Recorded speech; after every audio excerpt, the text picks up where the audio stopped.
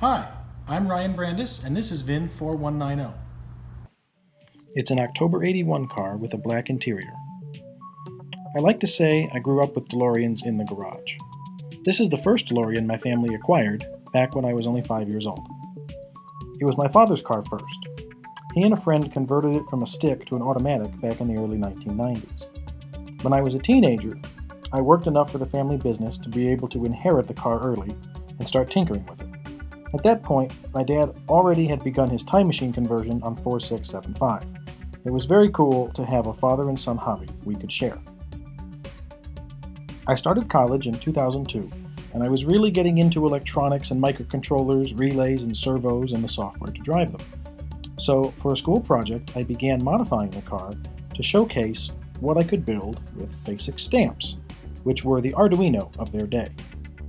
I installed a linear actuator to raise and lower the hood, and got that operating on remote control from a keyless entry system.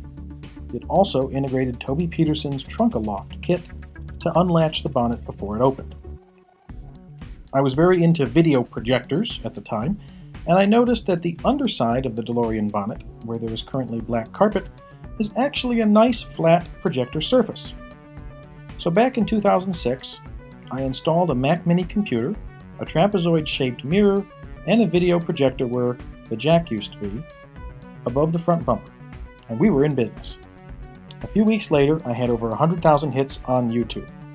Back in 2006, that was a lot. I tried to make all of my modifications reversible, so I only drilled a few small holes in the fiberglass chassis. To make it look nice, I fabricated some crazy fiberglass inserts to hold all the wires and electronics.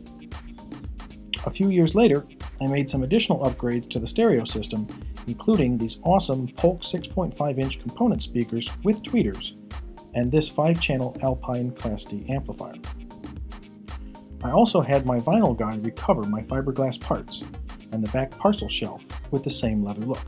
I was even able to fit a 10-inch subwoofer in the compartment behind the driver's seat, using a Blaupunkt Sonic Saucer subwoofer.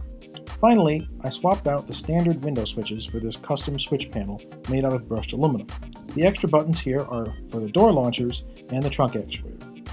I've installed some of Dave McKean's relays and Toby's digital door lock module.